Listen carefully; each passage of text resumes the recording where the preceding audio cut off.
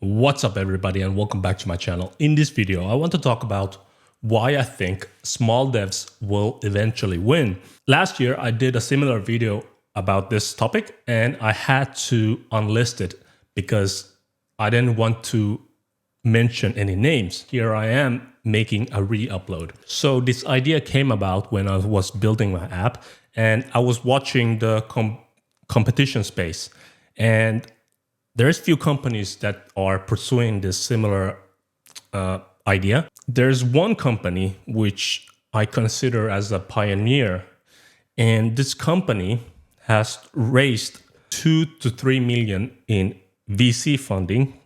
They just hit 1 million in ARR last year, and they are over 30% organization, and that makes $30,000 in revenue per employee. That doesn't even cover the salary expenses. So they're bleeding money, and they're bleeding quite heavily. But this is perfect for my situation because I don't have this kind of money to just spend it out. I have to be creative. So what usually happens when you go for a blue ocean strategy, a space where you don't have many competition, you're here alone, just by yourself, and you have to spend a lot of money to grow the business. But that's why, as a small dev, you usually go for industries that are saturated, because if there is a competition, that means people are making money. And or in this case, there is one pioneer who's raised $2 to $3 million in funding. So it's a big boy here, but they're spending a lot of money to grow the market here. Either you go for industry where you have competition and the market is saturated. If the market is saturated, it means people are making money. You just have to try harder, I guess. Either you go for that or you follow a pioneer. So here I am parasiting this company. I'm letting the pioneer, the VC funded company, to go for conferences, do all the marketing, educating the customers. So the total over market grows here. Once the VC funded company has done the pioneer work, it's growing, and eventually people see that the company is growing. You start seeing small devs doing the same thing and doing the stuff that's proven to work. So the company, which I'm talking about here, the pioneer, which I'm not going to mention, but they have priced this service at $449 per month.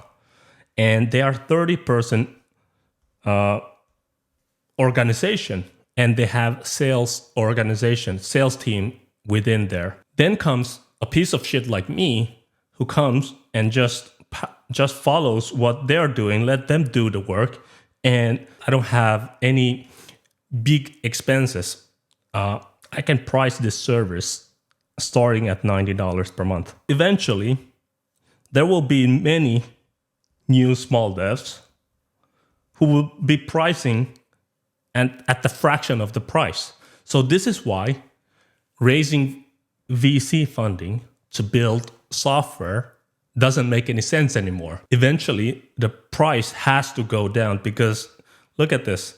You just cannot compete against small devs with pricing. So my point is, it doesn't make any sense to raise money as a VC company anymore. Because look at this.